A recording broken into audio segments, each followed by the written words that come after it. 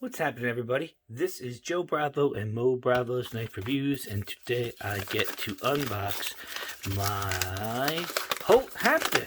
I've done this once before with my S90V Sea Breeze, and today I do it again, this time with my M390 Sea Breeze. It is no longer Holt Blade Works, it is Holt Precision LLC. Holt is going to start transitioning into making firearm components, and nobody really knows if they're going to maintain making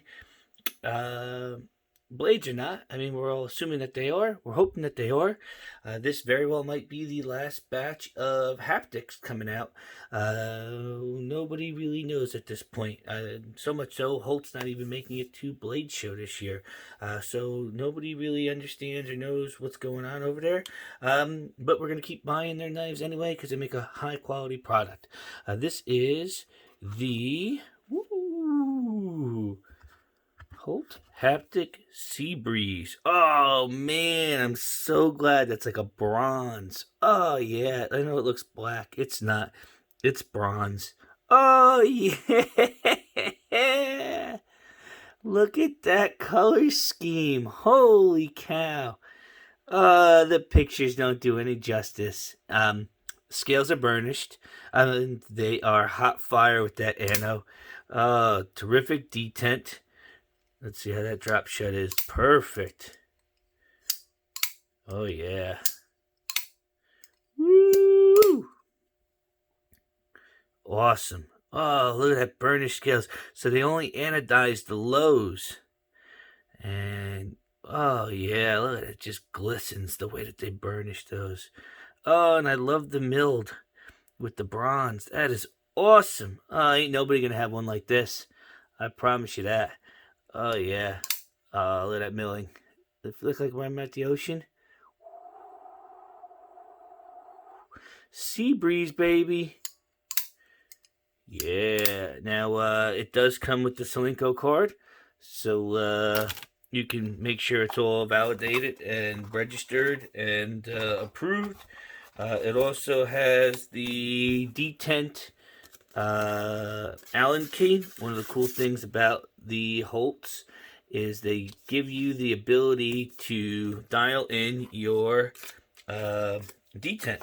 So if it's too strong or too loose, you have the ability to custom tune it to whoever you prefer. I got some sweet stickers, business card. Man, they really did it up with the stickers.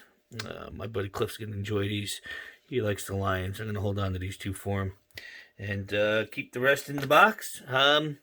I want to have this next to my Skiff Drifter. And I just released that video. Shot that earlier today. Probably going to postpone having this one out, being that I don't like doing two together. But I did say we were going to do a little bit of a comparison between the Drifter and the Haptic. M390, what did I say this was? XHP steel. Really sweet blades. Both have great actions. The Drifter is not drop shut, but one little shake will do the rest. The Haptic we know and love is liner locked, not frame locked, unlike the Drifter, and does drop shut with quickness and deploys open with terrific ease. The detent, like I said, even if it's not to your liking, you want it lighter, you want it stronger, you have the ability to configure that however you want. This anodized pattern, they call it Sea Breeze. They also have Quill, and supposedly they're going to make another pattern getting released soon. So again, this might be one of the last released haptics in the Sea Breeze pattern, which is funny because I was in on the lotto that got the first set of Sea Breeze. So the one that you see on my channel now, the M3 with the S90V and the nude scales, that one was one of the first revisions of the Sea Breeze milling pattern. You know, what one would I pick? I tell you, I've been really excited about the Drifter. I've had a couple of haptics. I'm not sure if I would keep the haptic or not. This looks like a fantastic rendition of that. They milled the clip It's also burnished. The thing just glistens and gleams in the light, something that the nude handled version that I had didn't. What do I think is the better version? Right now, I think I'd keep the drifter only because I know how sharp that edge is. I'm really excited about that.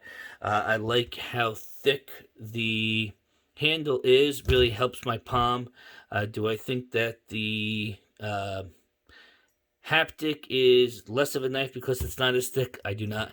The Haptic is definitely the lighter of the two knives. The blade stock obviously is thicker on the drifter than the Haptic.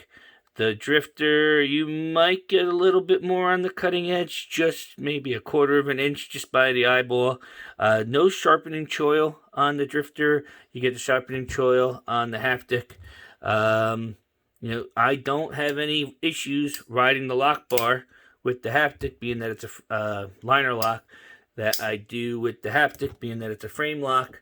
Again, the anodization, yeah, this is sick. This is sick. There's no doubt about that. And I have seen, I know Mike Persian showed me a picture of his drifter. You can get this entirely anode. You could do a different color disc. You could make it burnished and make it gleam just the same.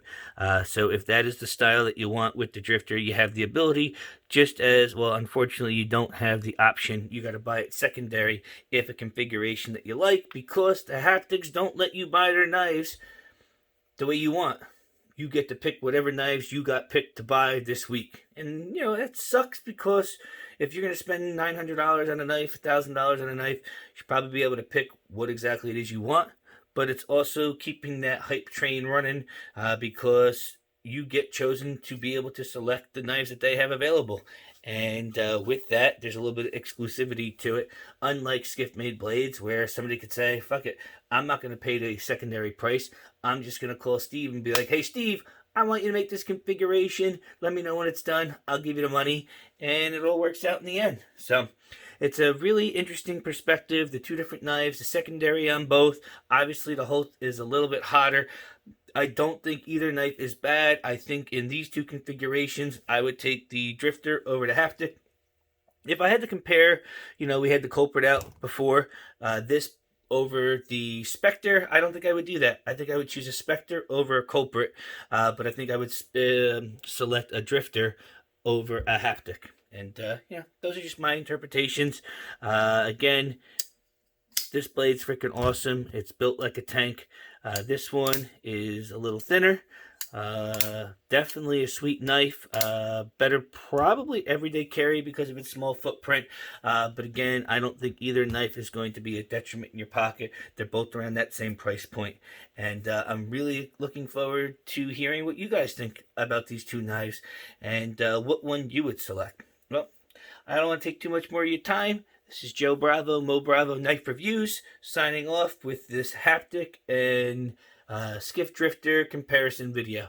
You guys have a wonderful day and a wonderful week. Make sure you like, subscribe, and comment. Thank you.